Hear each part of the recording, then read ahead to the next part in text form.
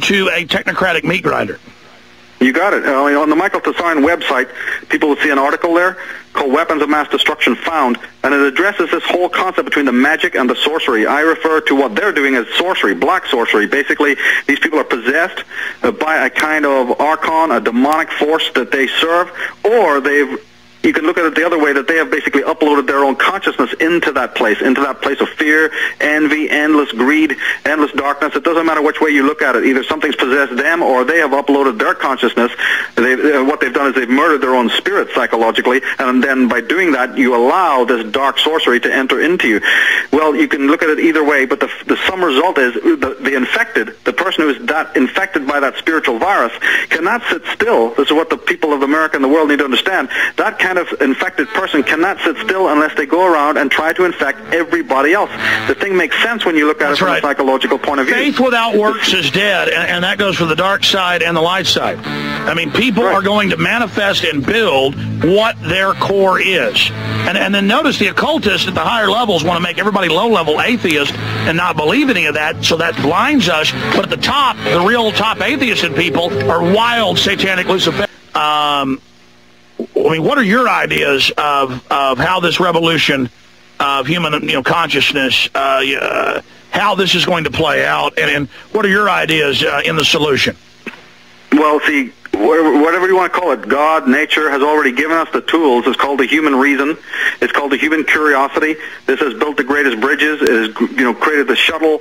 It has built the greatest nations on earth. It's built pyramids. We already have the hardware, the hardware within us installed. But what has happened is we've been conditioned to not use it, to doubt our own sensibilities, to doubt our own bodies, to doubt that we have control over our own lives and our own families and our own communities. And this has been this insipid drip feeding, you see, of the lie. I mean, I can back up and talk about what you just said there about being angry. And first of all, I do not have a degree in psychology, but I have studied the subject thoroughly, and I can tell you that you, Alex, are neither mad nor paranoid, and that you are a person who's got the guts to stand up and be as mad as hell, who can channel their anger positively, and this is what is needed. Maybe go back to the movie Network. You got to be as mad as hell. You got to fall in love with the word no. You got to ask questions, and you got to do it with anyone else comes to help you do it or not. And this is very vital. As I said, Ulster men from my country fought in the War of Independence. Now, this war, to me, is still going on. And people need to be armed up because something is shooting at us. Something is taking away that which is most precious. And therefore, something has to be done. And you have to be as mad as hell. But you also have to channel that madness and that healthy anger and be armed up to fight this kind of tiger in the long grass. It is not something that's going to make itself known. You could easily shoot in the wrong direction, you see. So people need to be armed up with knowledge and education. And I will not stand in my life, you see, which is happening a lot. I see in the world that these people who come into this subject, either they're bandwagon hoppers, or like we said, there may be debunkers or whatever, or they may just be a bunch of intellectuals who try to come there, with the same rules that they knew in the college and the university and the mainstream, jumping through the hoops, and then they come into this world and go, where's your qualifications, what kind of books and DVDs have you written or done, and they want to territorialize this knowledge, and they want to make you jump through the hoops. And my message to them I'm always told, just like you do, the average person, take action, be a leader. It can do incredible things, and the enemy hates that I tell people that they're empowered individually. They try to misquote me and misinterpret and claim that I'm saying that people don't have power. No, I'm saying you do have power, you do affect change, you can change the world around you. Well, you see, back one of the earliest mottos of the ancient Irish is very simple, and it said in Gaelic, but I'll in English, it is deeds to match words. And this is the fact that here we are in a situation of colossal attack on the human race. We are literally dealing with the death of America if we're not careful, at least the death of the America that was known and built by the forefathers. And people are sitting there passively and twittering and howling and screeching about meaningless crap. They got to get up on their damn ass, is what I say. People do exactly what you're doing. So I'm hoping that people will model themselves on you. What happens when people watch? What was the reality back in 1950s? People like me in Britain, Alex, grew up watching the Humphrey Bogart, movies, the Jimmy Cagney movies. When people in America looked you right in the eye and told you where to get off, what the hell happened? How did everything become so politically correct and so asinine? How did that happen? Well, notice the mainstream media always tells us be passive, don't be aggressive, don't stand up for yourself. well. But meanwhile, the government is aggressive and pushy towards us. They're letting us know exactly. They're the boss.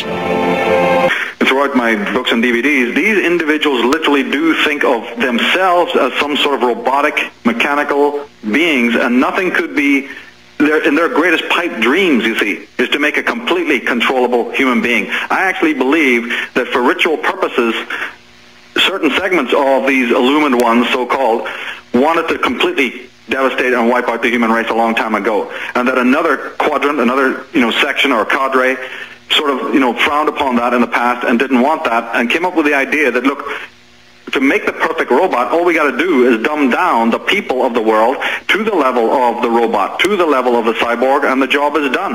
And that's basically where we're at. That's where we've been up until now. Now they have restored the technology, because remember, these people arm themselves to the teeth with not only knowledge, but occult knowledge.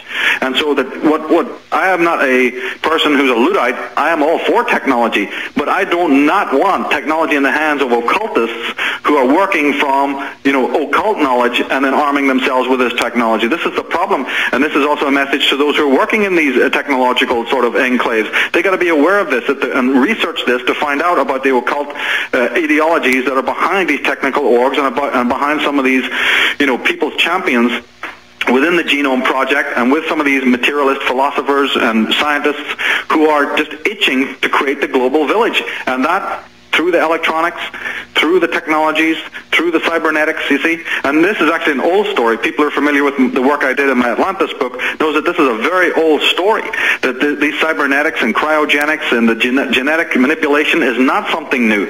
It's just that they've had to build back the technology at a record pace now, in the chronology of time. And they're succeeding to do this. And that is why I believe they have postponed certain other events, because they wanted to tunnel vision on this particular thing. It's backed up by the work of Jim Keith and these people that I've been mentioning a lot here. And we've got to realize, you see, that this is coming down. It's not just with arming the police with super weapons. It's not just putting the, HARP technology and microwave technology, installing that on the satellites so that they have a complete police state global village situation in which no nation or no person can operate independently, you see. And then they troubleshoot this, they check it out in the terrestrial wars that are going on the planet. These black operations that have been exposed, have been they call them laboratories. They call it a laboratory. They call a war a laboratory. Exactly. Yeah. That's it. So they want this particular being, magnetized, vaccinated, injected, and completely, digitized, so that they can then control every aspect of what you're doing. Here's one microcosm. Here's one microcosm example: the GMO milk, the GMO food, the plastics, and there's hundreds of types of plastics they pick for worldwide distribution. Over 90% of the plastic cups. The one type of plastic that sheds the estrogen-mimicking hormones, it's a documented fact. They chose it 40 years ago for that reason. That's come out. And then 3-year-old girls, 4-year-old girls by the tens of thousands, by the millions at 7, 8, 9, are going into puberty early. Then they get breast cancer early. They get sick early. And then they know all that.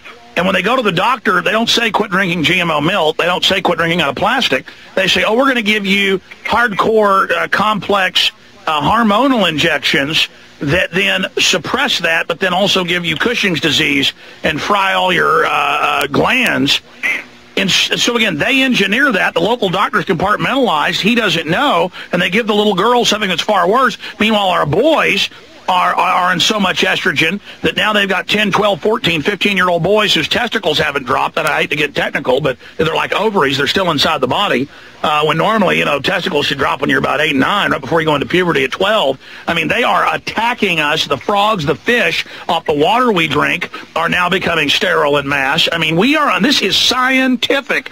We have the sperm count down, 75% in the Western world, 85% in many areas. I mean, the proof's in the pudding. Absolutely. I couldn't agree more. And it goes to this whole idea of the heart of tyranny, the origin of tyranny, and that the human race is their chattel to do with as they feel like. And they don't want disgruntled people. They want a totally pacified, and dumbed down individual that they can completely own. And you see, they know that they also never sit quiet. They know that there is an awakening taking place, so these guys just don't let that happen. They have to also, arm themselves to react against the awakening that